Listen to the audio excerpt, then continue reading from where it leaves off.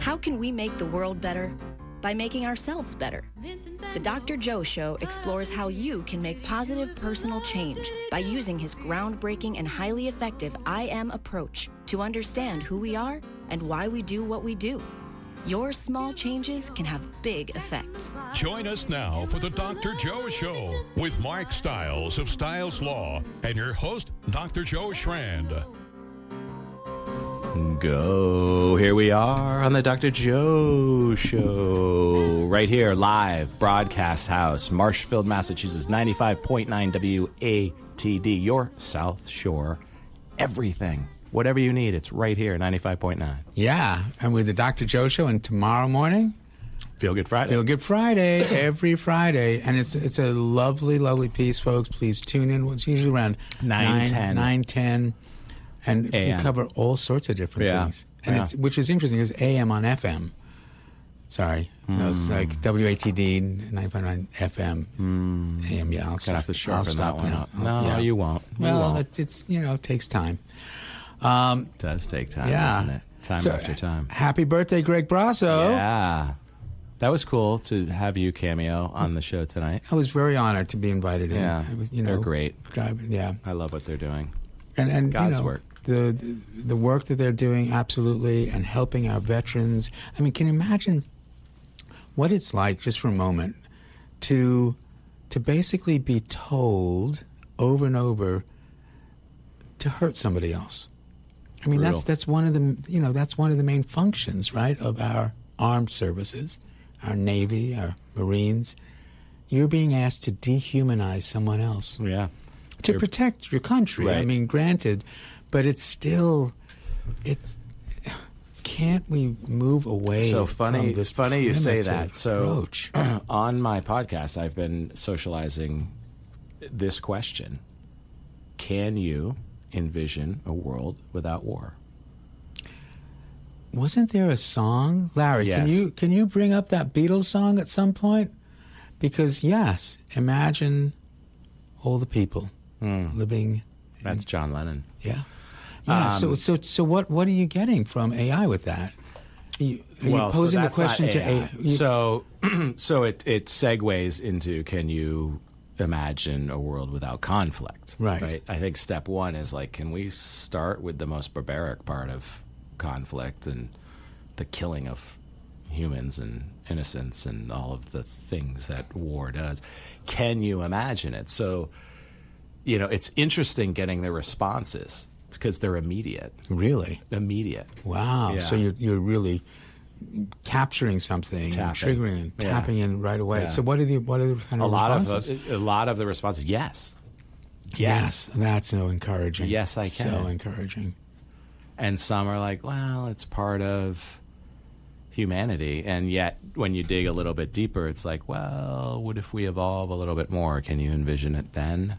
And usually they'll come around to, I can envision a world without war. Like, how silly is war? We can't evolve outside of war.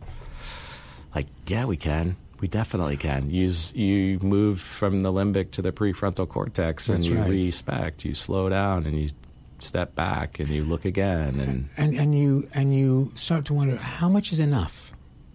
yeah. How much do I need? And why am I? Because we have this weird distribution or poor distribution of resources. There's enough to go around. I need mine, though, Dr. Joe. I got to get me That's mine. right. Yeah, and so in order to do that, you may take somebody else's value away. Right? We've spoken And then I'm about going to this. fight for that. And then the other person responds, and they Mirror. were astonished, right? All human beings want the same thing, right? To feel valued. And as you've heard me say, for millennia, we have increased our value by decreasing somebody else's. And then we're astonished the other person, the other group, the other country does the same. That is why we have the conflict. And what we are creating in each other's brains is cortisol. It's a massive stress response throughout our planet. And it doesn't feel good.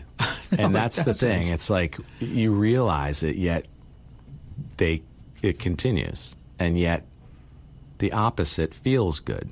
Yeah. Like I was talking to Wolfie about it on the way out, because we've talked about this at length, the the whole concept of like, am I being selfish for being charitable because it feels good for me?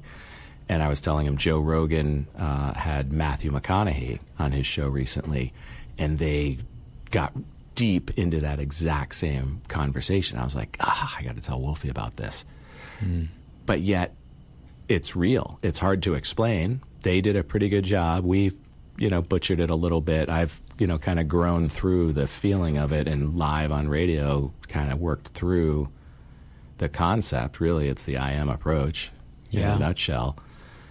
You value somebody, you feel valued. Yes. You increase your own value. And when everybody's doing that, like, you think about these war rooms, it's like, we're gonna, it doesn't, is anybody enjoying this? Is this enjoyable for anyone in the room? But what it does, I think, is it pushes people deeper into a group. Yeah. Right? And that can be exploited. Because you say, well, listen, you need to protect your group because another group is going to come after you. So I had Karen Thrall on my podcast. Oh, fantastic. Yeah. So after coming on the Dr. Joe show, she came on my podcast, and we talked about that. And we went into depth on some of the trainings that she does. Yeah.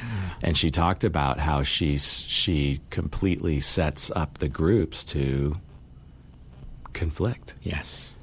Kind of teases it in, and they don't really see it coming. And then the othering and the community and the us versus them, it's so primitive, and what I was kind of joking with her about is like, they go in knowing that they're going to be trained on conflict, and they still can't control their the anger. Like they've been triggered, and they know this is what I'm here to learn about, and now I can't even see straight, so I'm not learning, and it's like, so here we are, folks. Right. And then you step back and say, look what just happened. Yeah. And then you can reflect on it. Yeah. It's going to be great. I'm glad we're talking about this because, that's our guest later on tonight. This is a great one. Going to be amazing. Talking a lot about anger, conflict. How you come to terms with it as well. Yeah. But I'm so glad that you and Karen got a chance to chat. Folks, Karen is writing a new book, Don't Lose Your Beep Beep at Work. Yeah. And it is about anger and conflict resolution and how to manage these things, and recognizing, again, as I've said so many times, there is nothing wrong with anger. It's what you do with it that matters.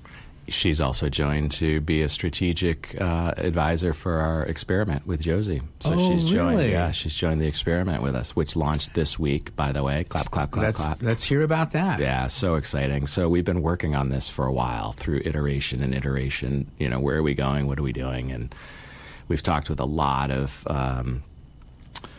really sophisticated startup business go-to-market strategies and this and that. And we're really taking a path that is outside the box, right? There is no box, right? Because we've got something here that is, it's massive, and we don't even know what we have, right? The tool is being created to solve conflict. Stop, right? At scale for the venture capitalists and all of the people in the business world, or we are solving conflict for humanity with AI as a tool for technology. So are we going to go to market with a specific product market fit and do the things that is normally done? No, because this is so different. So we started out with an experiment. We're doing it in a 2-phase experiment.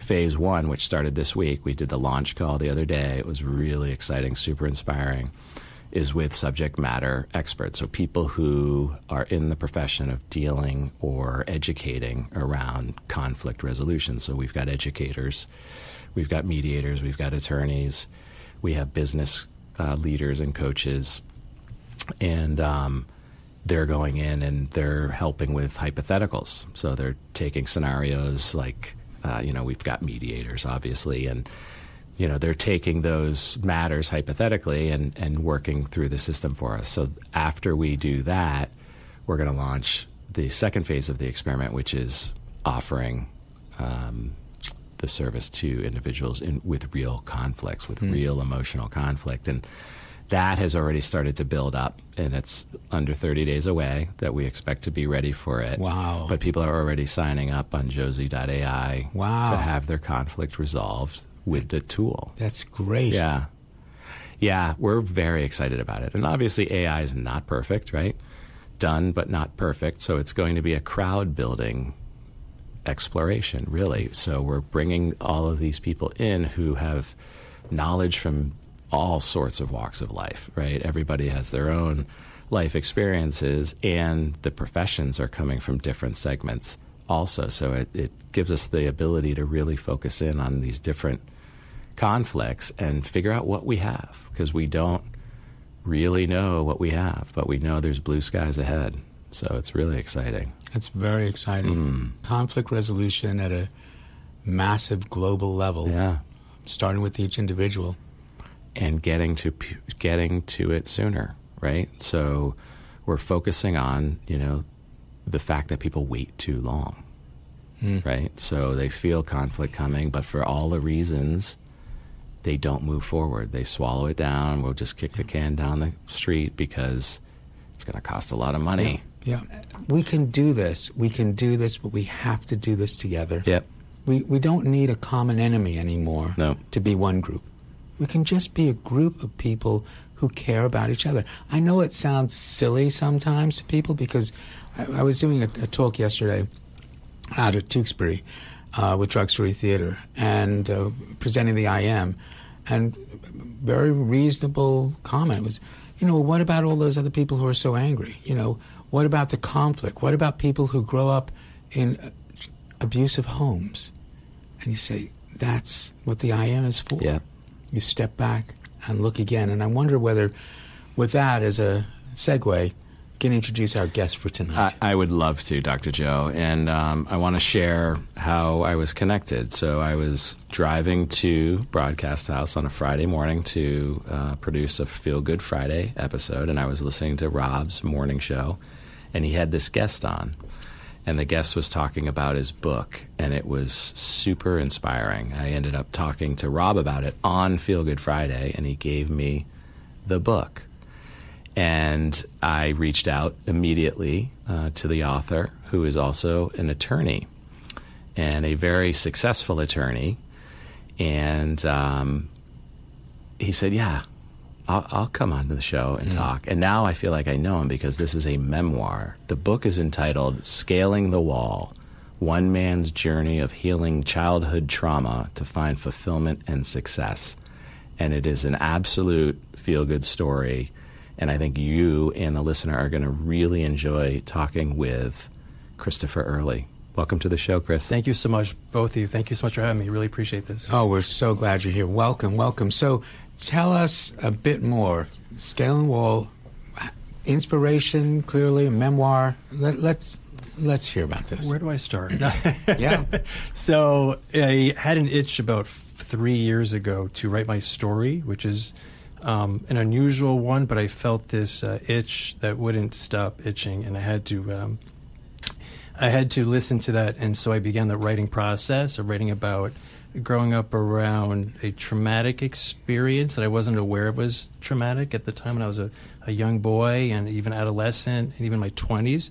So the book chronicles my 30s, period in which I met my wife, and my life went up. My business went up, and my relationship with my wife was going up. But I was sort of flatlining and not doing the best that I knew I could do. And to talk about conflict, I was thriving on conflict. I thought it was a badge of honor. I'm an attorney. I should be conflicting with people all the time, and it's sort of like a license to be a jerk. And I realized that I wasn't being the person I could be. I sought therapy.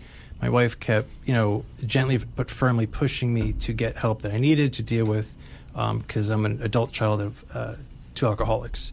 And I grew up around addiction, and I saw things that sort of scarred me that I wasn't even aware of. I think the worst thing is to not know you're scarred, and you're in fact scarred. So I had to come up into my 30s in awareness that I had to have a lot of work, do a lot of work. And so I found a therapist after about 5 missed, attempts at different miscellaneous therapists. One guy kind of hit me right between the eyes with who I was, and with a mirror. It was very impactful for me, and that's when my life got better, my marriage got better, I became a better father. And so that's why I felt the need to write the book, was that it's okay to be vulnerable. The book is opened up, so I wouldn't be sitting here if I didn't write the book. And so now my goal here is not to sell books, but hopefully someone listens to this who can relate to growing up around booze addiction or trauma, and can, be honest about what we have to deal with scars, to do the ugly work of healing those things. So Chris, let me just ask you, were they scars or were they still open wounds? Both. Are they now scars? No, now before open wounds. Yeah, no. It just was anger, right? Conflict. Just definitely wanting to. I write in the book about wanting to provoke people, strangers, because I was just upset and angry that I grew up the way I did. I felt sort of shortchanged. Just crazy, decline that I saw my very successful father undergo. Booze just takes down people. It doesn't matter who you are, your economic strata in society. It doesn't discriminate, and it brought him right down.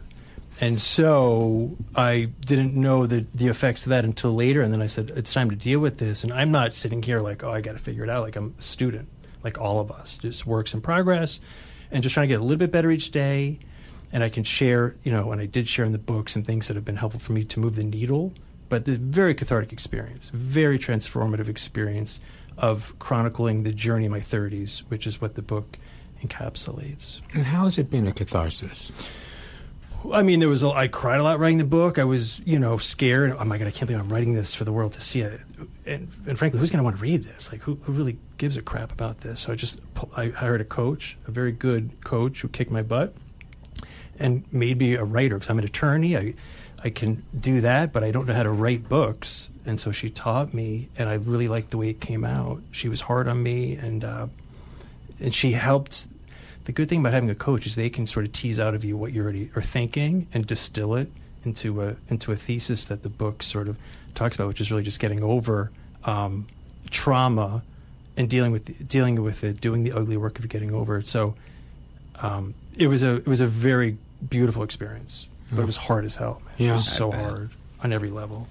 No, I just said I bet. Yeah. I bet. Yeah. One of the things that I say is, I don't know if the people ever get over this, but they have to come to terms with it. You have to. Right? You have to come to terms. You're always working on that stuff. Or it will consume. And that's why the difference between those open wounds and those scars, because that open wound, it's still infected, it's still bleeding, it's still oozing, and the scar, it's there, but it represents that you have succeeded, that you have now come to terms, but it's still there. Absolutely. And that's the human condition. We're very frail, and we have to, we're strong, but we have weaknesses. And yeah, I think just being aware. I talk about meditation in the book, just being self-aware of how I'm coming across, I'm responding to people, how I'm acting, just like reflection. That was helpful for me in my journey of meditation, for sure. But I had to go through therapy and rounds of therapy of, oh my God, this guy isn't working out. I'm giving up. My wife's like, nope, you're trying. You're going to keep, because she saw something. I don't know what, but she saw like something under the surface that had to be worked on in order to thrive. Yeah. Because then my 2 kids were born. It's like, I got to figure this stuff out. Yeah. You got to really do the work here. Yeah. But that's not everybody does that. So kudos to you to be able to do that. What did you mean by that moment, that whatever the therapist was, the 5th therapist who smacked in the head with the mirror? A great question. So we were just there one day, and I'm a personal injury lawyer, and I started from nothing, and it was suddenly getting some traction. And when my daughter, who's my second child, was born, I was like, I got to make some more money. I got a family to support, because my wife wasn't working at that time. And then I went to this therapist and I explained, hey, doctor, guess what? We are able to put my son into a private school around the Boston Common. And he kind of sat back and he like smiled. And the way he smiled sort of showed me like, I think I've gotten over something, notwithstanding all those experiences. I just started crying for like 5 minutes. And he let me cry. He didn't say anything. We were very in tune and connected. He's my contemporary, and I just thought, like, he gets it. And I felt comfortable, and I just walked out of there. I just felt lighter. So the premise is really like shedding weight. Because we all have this weight, but you have to deal with that, or else it will kill you. I could have lost my license to practice law if I didn't get my act together. I could have lost my wife, family. I could not let that happen. Like I witnessed as a kid, it wasn't going to happen, and so I had to do all that to get over. But what was that moment, do you think? It was just this I had this vision of my father literally living in a car. Again, he was a very successful entrepreneur in Manhattan. And he lost it all and became homeless. And I saw him in a car before he actually became homeless. He was living in a car. And a vision of him and smelling booze and unshaven, slovenly appearance. Ernest was like very cathartic, very lightening, if you will. And that's what I knew was the start of something nice, finally. Wow. It's inspirational. You are speaking to the masses. There are so many people who've been through, what we call ACEs, adverse childhood experiences, and not everybody comes out of it, So it's really a great book. Scaling the Wall, folks. I recommend it. First of all, how do people get the book? We're going to continue talking about it, but let's just do that. Yeah, right it's away. on Amazon, easy to find. Amazon is a Kindle edition. Just very, very satisfied, right? To be vulnerable and totally, pretty much naked, because I don't really care. Because once you're naked, it's like, this is who I am. Yeah. But humans respond to that. It's like, that's what this show is about. It's about connection, about being real and honest about what's happening. When you're really real with people, they appreciate that. So, I mean, I think some people read, they're like, Jesus, like, I've had lawyers come up to me at bar functions like, I can't believe you actually wrote that. But they were happy, but they're like, I just can't believe you did that. It's like, once you jump in, you're in. Yeah. So. Yeah, it's about being real. It's about being honest. And that's what our sponsors do. They're real, they're honest, and they are going to help us manage our lives. So let's hear from our sponsors. We'll be right back with the Dr. Joe Show and Christopher Early. Hey folks, thank you for listening to the Dr. Joe Show. We've been investigating whether or not we want to bring sponsors into our podcast. What are your thoughts? Do you know somebody who might be a good partner with the Dr. Joe Show, who may want to align their product or service with the Dr. Joe Show?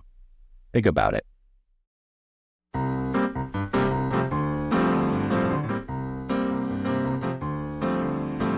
Hey, Larry, I'm going to take it. Can I take it? You're the best, Larry. Larry, the legend, right here, running the wheels of steel in the broadcast house at WATD 95.9, South Shore's everything. Yeah, and listening. Oh, Larry loves this show. He tells me all the time. Yeah, good. He loves you, Dr. Joe. Oh, thank you, Yeah. Larry. Likewise, we love you. You should see Larry smile. Yeah. All right, let's get back to Scaling the Wall. How'd you come up with the name, Scaling the Wall? Okay, so you just asked me about that moment where that therapist hit me between the eyes with just brutal realization. So he had this figurine on the wall of a man, just a 6-inch man, bronze guy, holding rope, scaling a wall. Mm-hmm. And I remember seeing that. I kept looking at that because it was over his head. This bronze guy scaling this wall. That's what I was doing. I was just scaling the wall of all this weight on the backpack and trying to get it off and get off. I'm trying to get to this destination and have a good, family life, professional life, the life I deserve as a matter of birthright. I think we deserve a good life. But if we don't deal with this stuff, it's not going to happen. And I came to grips with that in my mid-30s, late 30s. And so that I'm very indebted to that figurine scaling the wall. And that's where that title came from. Okay. Thank you. Before that, in childhood, can you talk a little bit about some of those pivot moments for you in that childhood of yours, and as you're... I say to my wife all the time, I don't have a lot of crystal clear memories. I just remember going to New York City, and my father was, it was over. It was like too far. Recovery, so many times recovery. It was way too, he was dying. And my mother brought me there. I was like between 7 and 10 years old that time in New York City, a little dirtier New York City, grittier in the mid 80s. I remember that. And then, so she had residual stuff, because she witnessed her husband go down hard. And so she had her own stuff. And it was kind of like, everything's normal, let's keep it going. But it wasn't normal, so that kind of made it even more frustrating, and that calcified some anger in me that didn't go anywhere, but it didn't really come to roost until my 30s when I was a true adult, a high-functioning adult. And I got through law school and just sort of had a good work ethic because I was just determined, I think, to work so hard that I could just run away from any possibility of having my life blow up in turmoil like my father's.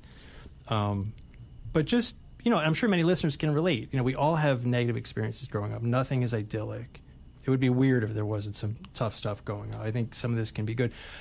And I look back, I'm 48, those were blessings, because I have 2 kids who I am, always, like, I'm hyper involved, literally, because I know what kids need because I didn't have it. So it's generational change. That to me is why I'm here. Change the narrative, generational impact.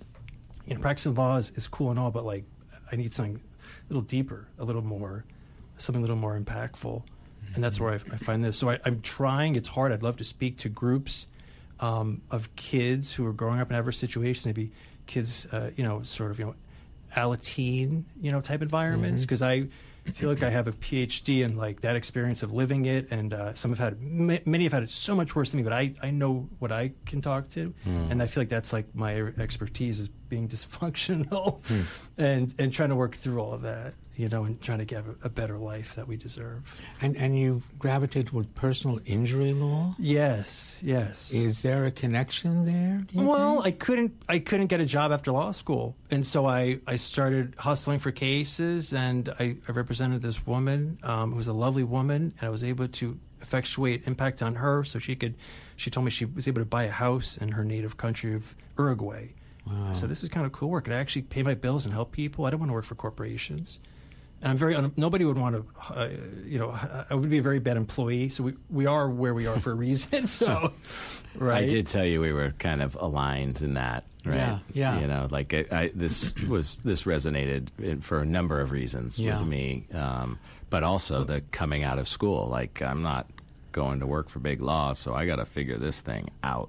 So how else did that resonate with you, Mark?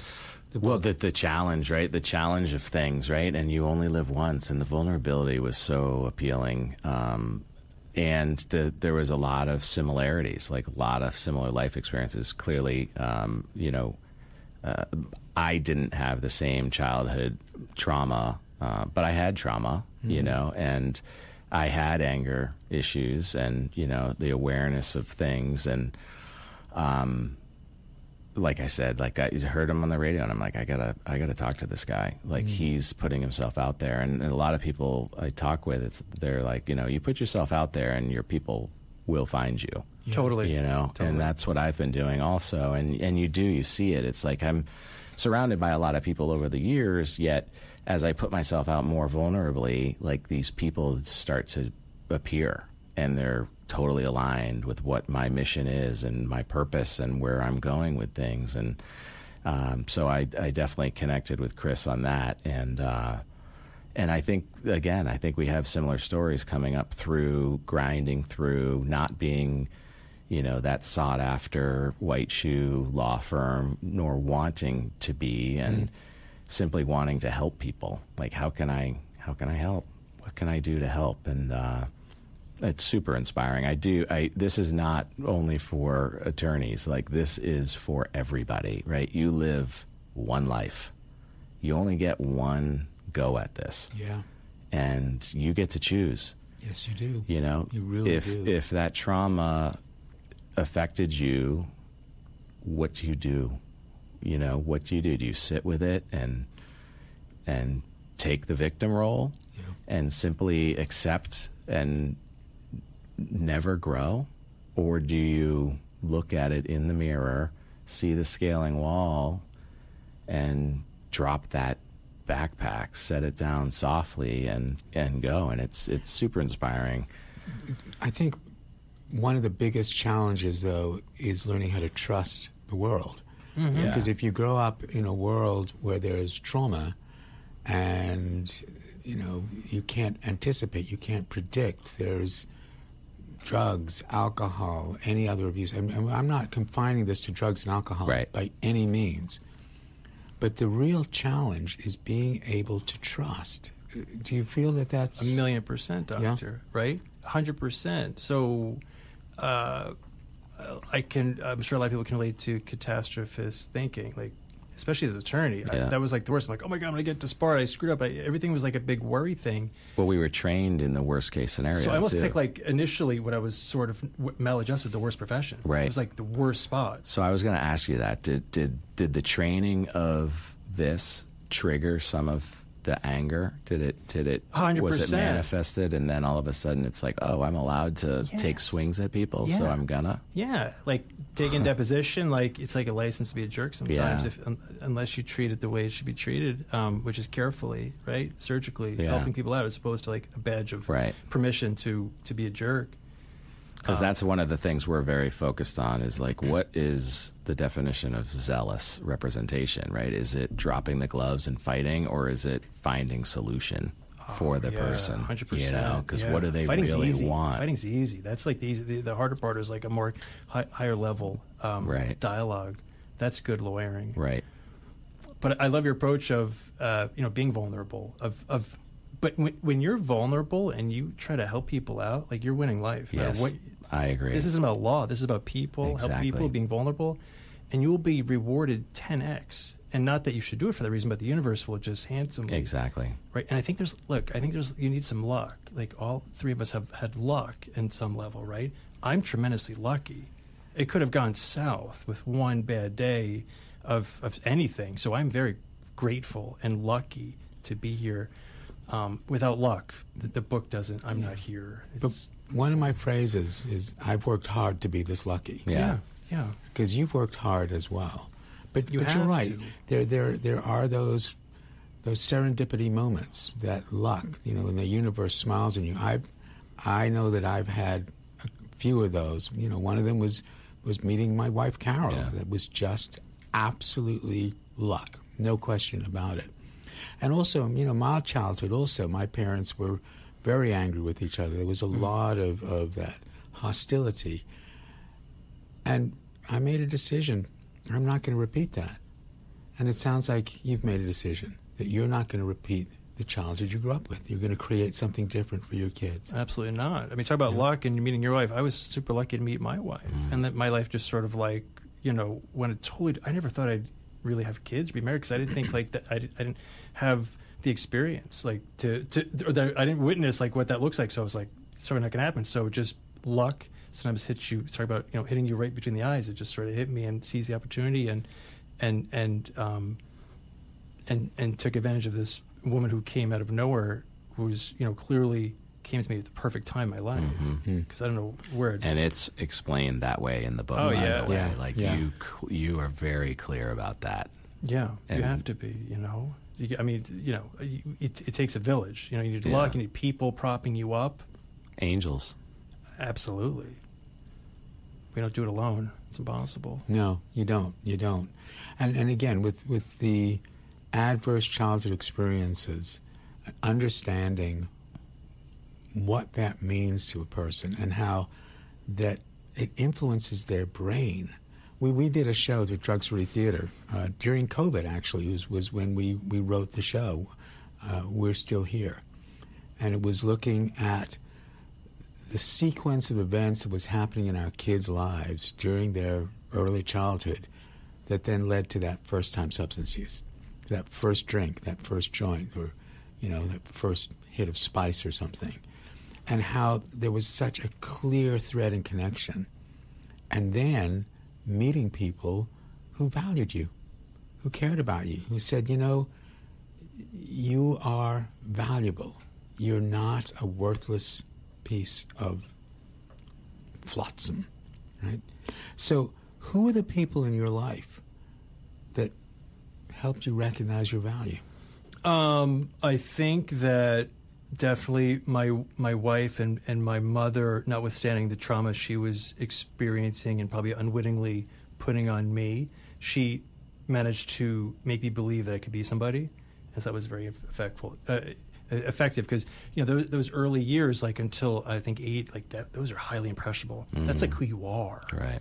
And so a pattern interrupt has to occur if you're if you're gonna get where you need to get, notwithstanding those adverse childhood experiences.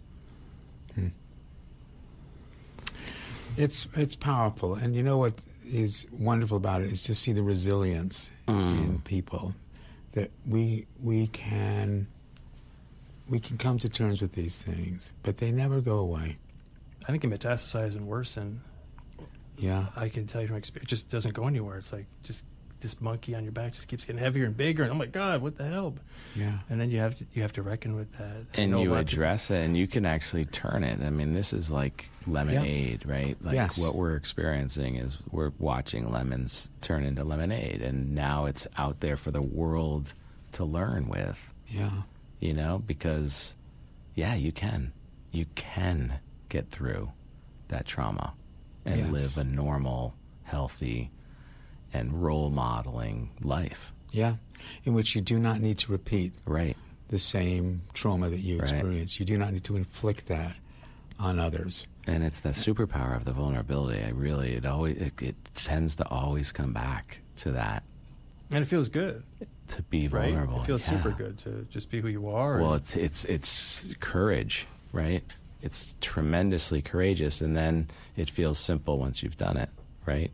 Yeah. You know, when you're telling other people, no, you got to understand this is a superpower. Yeah.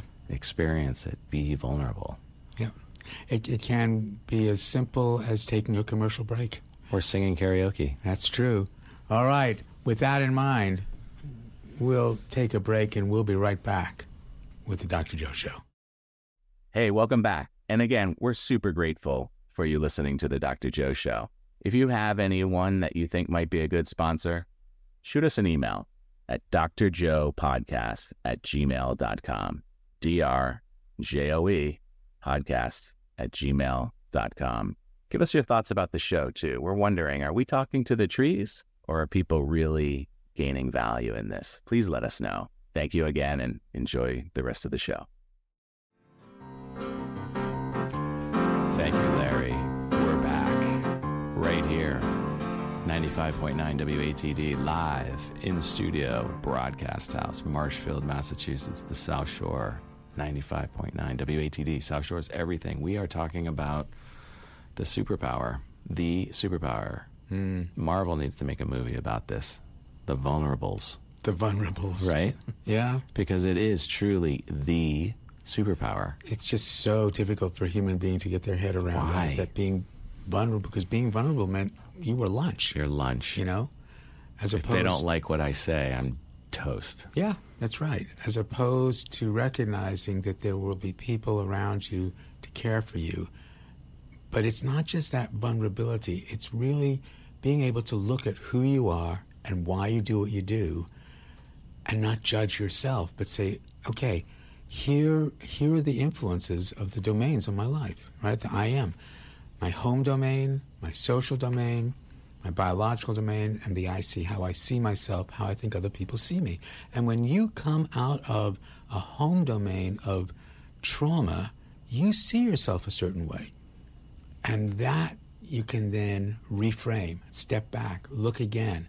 Oh, that's why, based on these influences on me. So what changed for you? I mean, this is kind of shrinking, getting deep, but you start off one place, you learn stuff, you're now somewhere else. Tell us, what was that change? What's different about you now compared to that angry young man? Where do I start? So I want to share a couple of things that I do that the audience doesn't have to try, but just I think it's a daily work. So things compound favorably. Good habits compound, bad habits compound. So I like good habits. I like meditation. That's been very transformative. So I was having a really catastrophic day as an attorney. Even after I saw that shrink and the crying episode, I still had work to do. I was in my early 40s. The work is obviously always there, but I was in my bathroom looking out the window, and I thought I was going to get sued by a client. I just started to literally really worry hard, gripping fear. And I said, oh my God, I got to work on this. This is a journey. I'm talking that book is a journey. That's a 10-year journey, but this is a lifelong journey that we're all on. And so I went to my man cave. I started meditating, and I was like, okay, that feels cool. I'll keep doing that. So meditation for a devout meditator, just 10, 15 minutes a day. I'm just more chill. Like that's how it's different today. Just chill. I've gotten into affirmations the past couple months, like writing affirmations, saying affirmations, because I got to do this work. Because I fear like reverting and losing traction, like you can't fall asleep at the wheel. I know that because if my kids are taking notes on what dad is, how he's responding to the world, and I'm hypersensitive to that. And so journaling is impactful, writing down. I'll be super vulnerable. I have trouble with gratitude. Like I have so much to freaking be grateful. And sometimes like, oh, I want more. I want my business to grow more. I want this. I want that vacation. Like, and so I'm sure a lot of people can relate to that, right? Like just grateful for what you have. Because when you're more grateful, you actually have a better life because you have a wider perspective on things. But those three things are table stakes anyone could utilize, or just whatever gives you. Maybe you're a walker, you're a runner, you like chess, whatever the heck it is. You have to do those things that give you. I like to try to get centered, right? Because then I'll go. I get too far. I like to be balanced and centered.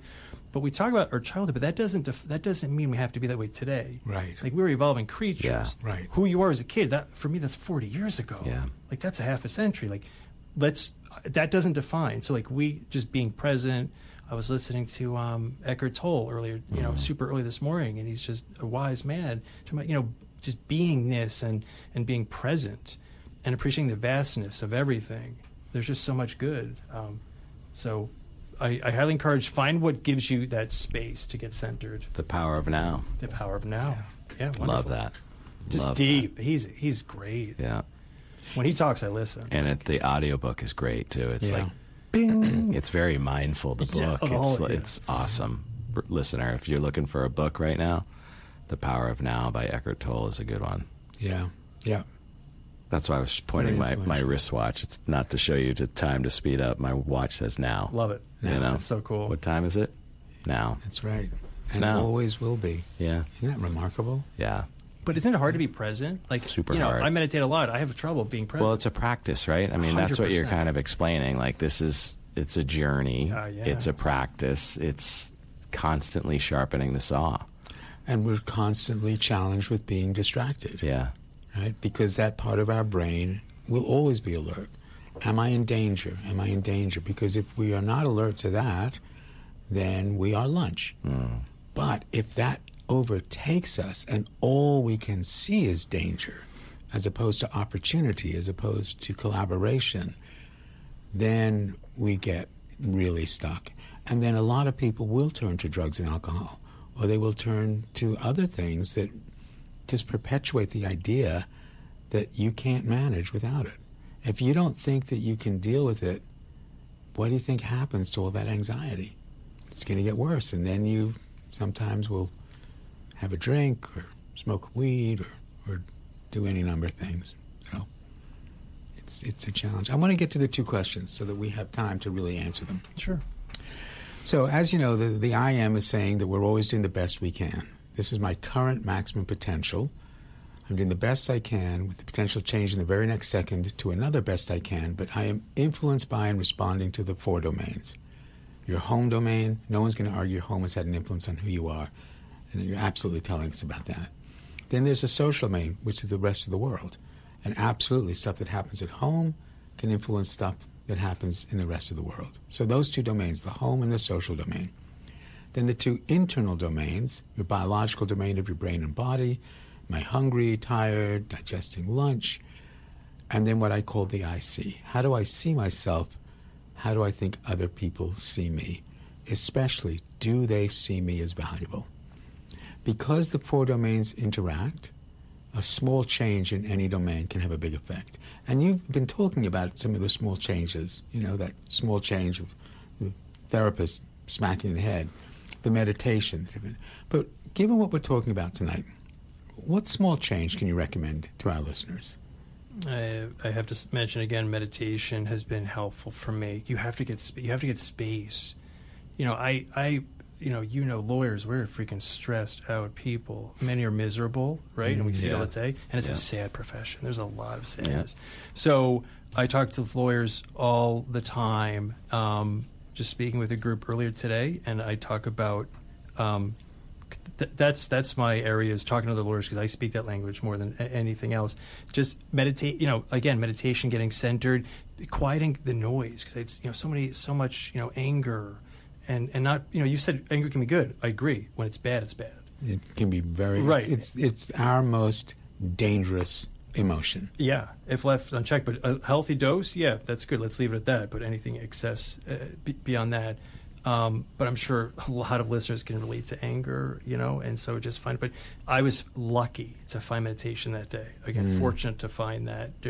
But your toughest moments can be blessings. Like I was having a really bad day that day, thinking I'm going to get sued and lose my license. Nothing freaking happened, by the way, from that. It was nothing, but it was just like the end of the world. Yeah. And so I was like, okay, but you have to keep searching. If meditation is your thing, fine. Like journaling, fine. Affirmations, fine. But find something to deal with what you got to deal with. And I had to go pretty strong on therapy, like talking to people, right? Because I was like, geez, I don't know what else to do. But I had to go through a few different therapists to find one. But like, you got to do the freaking work. Yeah. You have to. Yeah. And with the goal of just being you, right? Without judging yourself as broken. Everybody who goes to the therapist somehow thinks that they're broken. And what I'm trying to explain is, no, you're coming there because you have an opportunity to explore who you are. Yeah. How are you meant to change if you don't know why you're doing what you're doing? And here's the I am. Here are the 4 domains. Something's happened in these domains. This is who you are. You don't have to like your I am. You don't have to condone it, not a free ride. But instead of judging, let's look again at why you do what you do. And think about those words. Look again, reverse them, again, look. Again, to repeat something, look like a spectator. It's respect who we are, why we do what we do. When's the last time you got angry at someone treating you with respect? Can't do it. No, that's a hard thing to do. That's right, you can't. And that's part of what I think your book is saying, is scaling that wall. It's about treating yourself with respect and learning to value yourself and trusting yourself that you can scale that wall. 100%. Yeah. 100%. So, first truth, small changes. Second truth, everyone has an I am. Everyone is interested through their IC domain, what you think about them, which has an effect on their biological domain, because it feels different when you feel respected or disrespected. And because you're part of someone's home or social domain, the second truth of the I am, you control no one, but you influence everyone. You get to choose the kind of influence you want to be. Christopher Early, author, lawyer, father, husband, citizen of the world. What kind of influence do you want to be? Well, I think I'm living that in breaking generational trauma so that my kids can then have a healthy relationship with their kids, to be present. I'm trying to model behavior. That to me is success. It's not winning cases. It's nothing to do with business. This is about my kids and, a stable marriage. I didn't see that. And so that to me is like winning life. Right? And have I won this whole thing? No, but I'm trying to do the best I can. And so I think kids are always taking notes. How's dad acting? This guy cut him off. What's he going to do? The old me would have been giving the finger and try to hopefully confront the guy. But now it's like, someone did that today. Someone honked at me. I said, okay, just breathe. Yeah. And I was happy because that space was there to breathe. We got to have space. Yeah. That space, you're screwed. Yeah. And what's going on with that guy that the best they can do is honk at you? Yeah. But that wasn't me. That was him. Right. But that's what I'm saying. But it was always about me. It's like, what's your problem, man? Right. You got your own stuff. Right. Maybe Right. something tragic happened to him yesterday. Maybe There he's on you his go. way to the hospital. And Give him that's- grace. That's the I am. That's looking at everybody who's doing the best they can. You don't have to like it, but let's respect it. Let's understand it. So how do people get the book? How do they get in touch with you? Because it sounds like you have a lot of support to offer many people. I appreciate that. I'm literally an open book, so please reach out. You can pick up the book on Amazon. Easy to find on the internet. I'd love to talk with you, right, about anything. If this impacted you, I'd love to hear from you. Do you have a website? Yeah, it's chrisearley.com, ChrisEarley.com. And I love to talk with people about real stuff like this. I get energy on these conversations, so I'm grateful to both of you so much. Thank you so much. Thank Love you, it. folks. Scaling the wall. Get it. Yes. It'll help change your life. Have a great week, everybody. All right, folks. Bye. Is it sadness or just a show?